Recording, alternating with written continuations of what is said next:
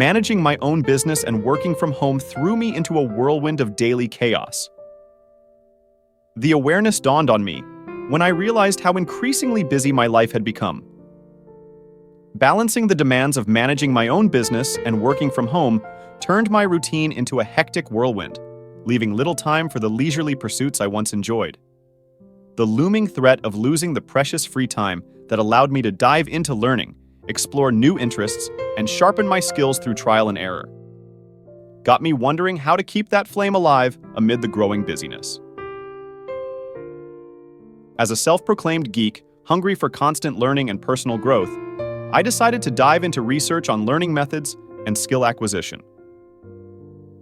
I sifted through a bunch of books and websites, trying to answer the burning question: how long does it take to master a new skill? Along the way, I stumbled upon the famous 10,000 hours concept, making me wonder if others had been scratching their heads over it too. Mastering a new skill? Brace yourself for the 10,000-hour journey. Yes, you heard it right. A whopping 10,000 hours to achieve proficiency. This ubiquitous notion echoed through the pages of countless books and the vast expanse of the internet, each underscoring the substantial commitment required. As I soaked in all this information, my gut reaction was a resounding no. The sheer enormity of 10,000 hours felt like an insurmountable mountain, time I thought I simply didn't possess. The daunting thought even crossed my mind. Could I ever acquire a new skill again? But let's break it down. 10,000 hours is equivalent to a full-time job spanning 5 years. That's no small chunk of time. Haven't we all experienced situations where learning something new didn't demand anywhere near that duration? So, what's the deal? There appears to be a gap between what research suggests and our common expectations and experiences. Now, let's unravel the origin of this 10,000-hour rule. It emerged from studies on expert-level performance led by Professor K. Anders Ericsson at Florida State University. Picture professional athletes, world-class musicians, and chess grandmasters. Individuals immersed in fiercely competitive and high-performing fields. What did Professor Ericsson find? The more deliberate practice and time these individuals invested in perfecting their craft, the higher their expertise level. Those at the pinnacle of their fields typically clocked in around 10,000 hours of practice. Fast forward to the game of telephone.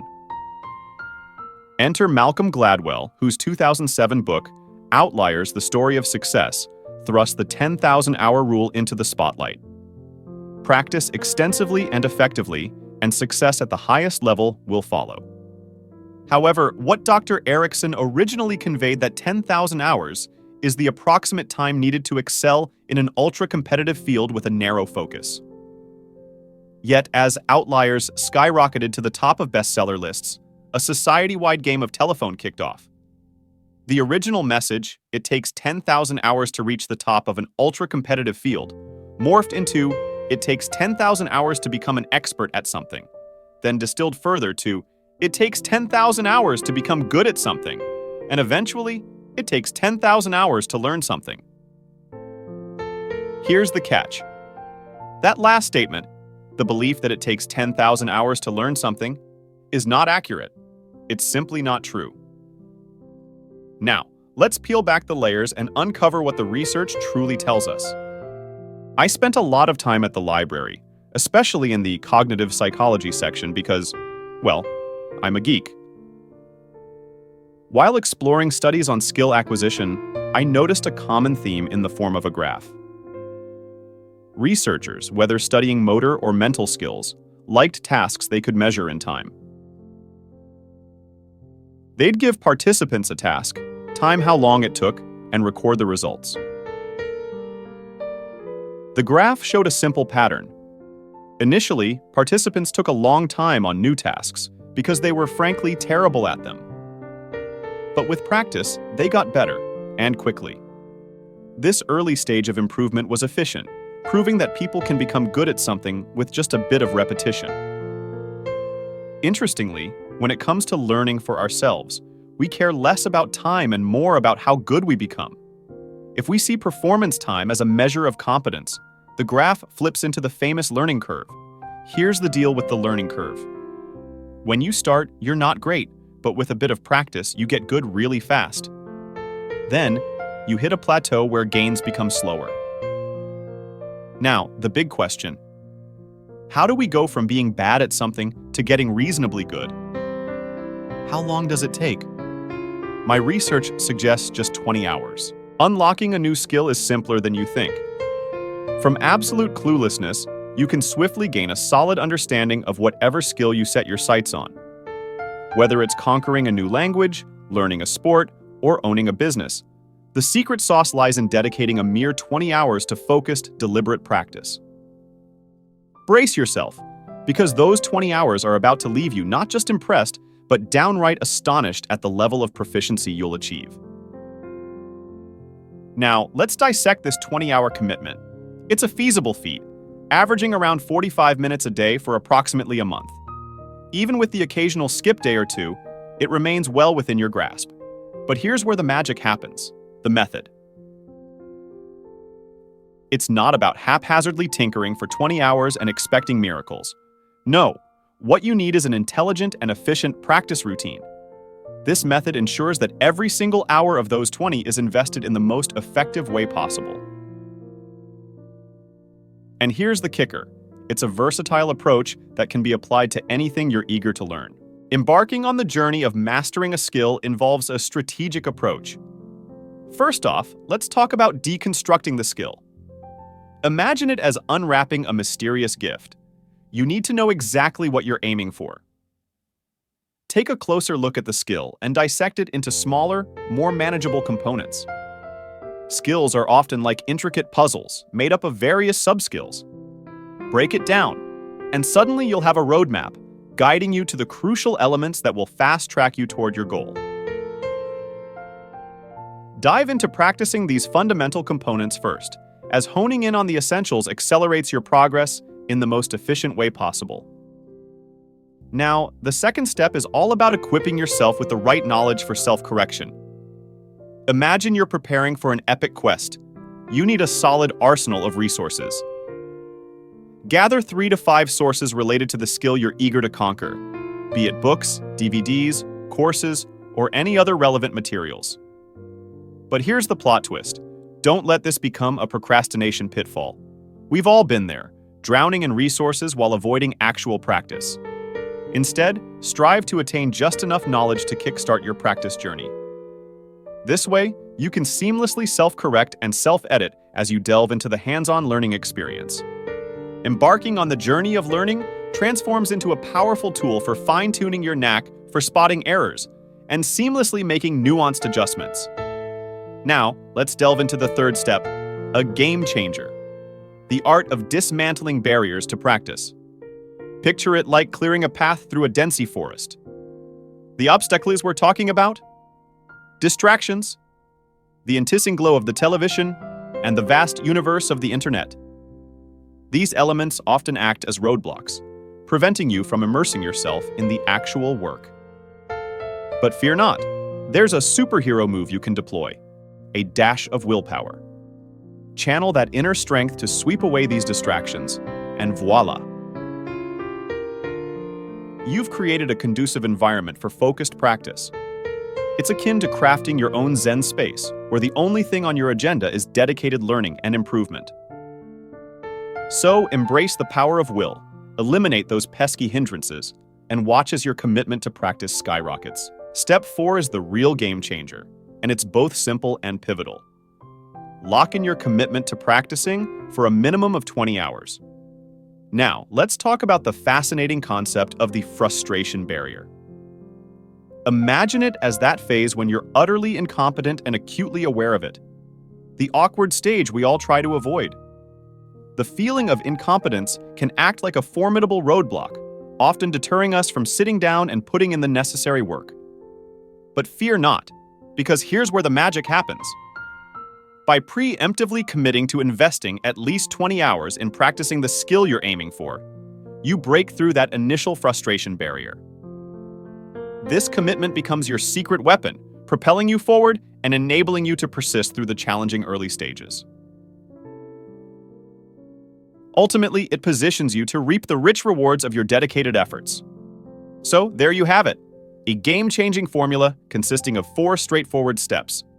It might not involve rocket science, but it's a proven approach that can be applied to master virtually anything you set your sights on. Now, diving into the practical side of these concepts is far more engaging than mere theoretical discussions.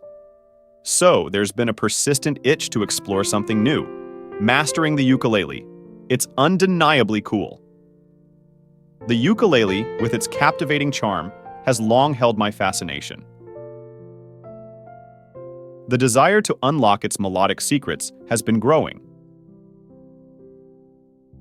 To put this aspiration to the test, I committed myself to dedicate a solid 20 hours to mastering the ukulele and uncover where this journey would take me. Of course, the first step in this musical adventure was securing an ukulele. Not just any ukulele, I opted for the electric version, aiming to infuse a bit of modernity into this traditional pursuit. The initial hours of this musical escapade mirrored the commencement of any new undertaking. Acquiring the necessary tools, ensuring they were primed for use, it was all part of the process. Here's a fun detail. My ukulele didn't arrive pre-strung. I found myself navigating the intricacies of stringing it, a task that, as you can imagine, held a certain level of importance. Learning to tune and grasping the essential preparations were integral aspects of the prelude to my practice sessions. As I geared up for the actual practice, a series of key lessons and experiences awaited me, forming the foundation of my ukulele learning journey. In my pursuit of musical mastery, I immersed myself in the vast realms of online databases and songbooks, eager to unravel the secrets of playing the ukulele. What emerged was a resounding realization.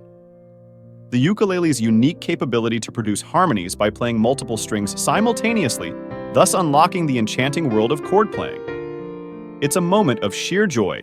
You transform into your own accompanist, a celebration of musical independence.